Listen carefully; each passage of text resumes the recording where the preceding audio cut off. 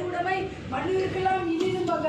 அவங்க குழந்தைகள் தான், அவங்க ஸ்டூடெண்ட்டை தான், அவங்க பையனை போன கூட அவ்வளோ ஒரு அன்பு படுத்திருப்பாங்கன்னு ஒரு கொஞ்சம் குறைவுதான். ஆனால் குழந்தை மேல அன்பு. ஆமா 2 கண்களாக இவங்களை பார்த்து மாணவர்களாக இருக்கிறாங்க. இந்த வந்து மாணவர்களை சிறப்பிக்க போறோம். இங்க அங்கேதான் வரும். இங்க இருக்கு எப்பவுமே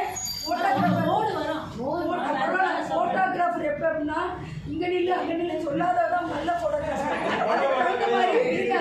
அதுக்கு தகுந்த மாதிரி தன்னுடைய கேமராவை யார் பண்றோம், he is the very good photographer. Okay, இது வந்து அரணாக இருக்கிறார்கள். இந்த திருமலை திருமந்திரத்தை திருக்குறளையும் ஸ்கூல் கோயிலுக்கு கொண்டு போற முதல்ல இல்லந்தோறும் திருமந்திரம்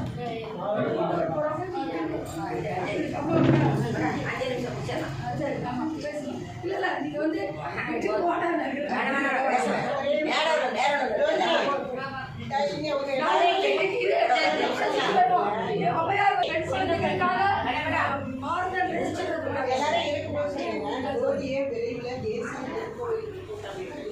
தமிழ்நாடு மாநில பிரச்சார அணியினுடைய செயலாளராக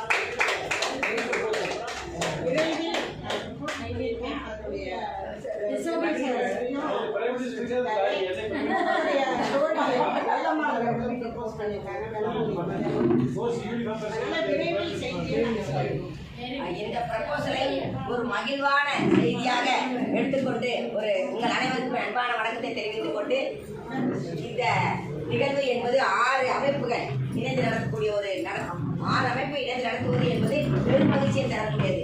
ஏனென்று சொன்னால் அமைப்புகளின் ஒருங்கிணைப்பு தான் நாம் நெடுங்கால திட்டங்களை எளிமையாக பயணித்து கொண்டு சேர்ப்பதற்கு உறுதுணையாக இருக்கும். அந்த வகையில் மீண்டும் இந்த 6 அமைப்புகளுக்கும் நன்றி கூறி, இந்த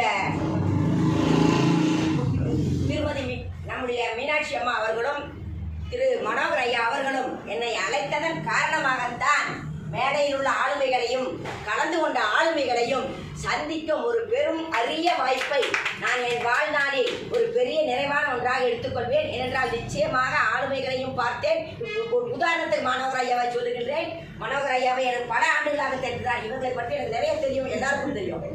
மனோகர் ஐயா நான் வந்து திறமசாலி, உழைப்பாளி, புக் எழுதுவாரு, இவ்வளவுதான் எனக்கு தெரியும். ஆனால் இன்று அவர் பேசியும் போது அவருடைய ஆத்மா என்பது பிரபஞ்ச தொடர்போடு இயங்கிக் கொண்டிருப்பது மட்டுமல்ல, அவர் உரையை உன்னிப்பாக கேட்ட அனைவரும் அந்த பயனை பெற முடியும் என்பதையும் ஆணித்தரமாக உணர்த்தினார்கள்.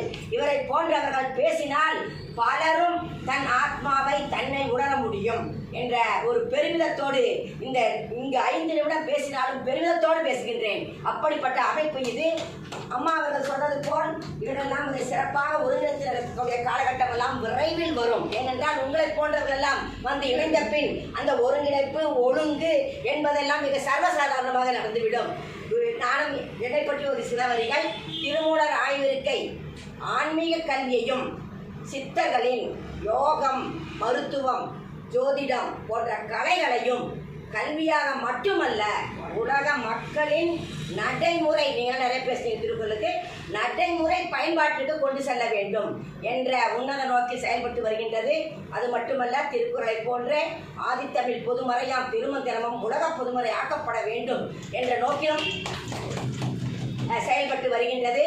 இந்த திருமலர் ஆய்விருக்கை இதுவரை ஒரு 12 பட்டய வகுப்புகளை, குறிப்பாக திருக்குறள், திருமந்திரம், திருவாசகம், திருவருட்பா, ஜோதிட மருத்துவம் உள்ளிட்ட பட்டய வகுப்புகளை நடத்தி 5000 பேரை நாங்கள் படிக்க வைத்திருக்கின்றோம். அதில் அறிஞர் பட்டம் 42 பேருக்கு வந்து ஜனவரி 26 மிகப்பெரிய பிரம்மாண்ட விழா நடத்தி அவர்களுக்கு அறிஞர் பட்டம் வழங்கினோம். நோக்கம் என்ன? எங்கள் நோக்கம் கல்வி மட்டுமல்ல, ஆய்வாக கொடுப்பது. அதை நாங்கள் நிறைவேற்றி இருக்கின்றோம்.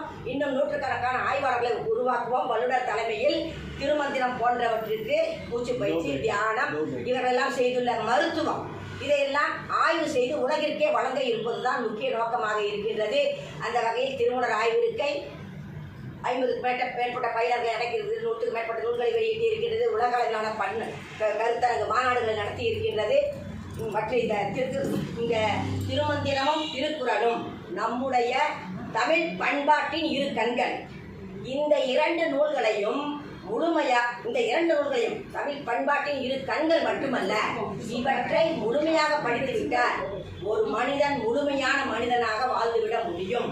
திருக்குறள் ஒரு மனிதன் முழுமையாக வாழ வேண்டும் என்று சொன்னால் இந்த நூல்களை படித்து விட்டால் போதும். இரண்டு நூல்களையுமே படிக்க வேண்டிய நூல் திருவருட்பா ஒன்று. ஆனால் இந்த இரண்டின் முழுமையுமே இருக்கின்றது. செய்முறை பயிற்சியோடு திருமந்திரம் இருக்க, கோட்பாடுகளாக திருக்குறள் இருப்பதால் தான் இரண்டையும் இணைந்து படிக்கும் போது மனிதன் முழுமையான மனிதனாக ஆக முடியும்.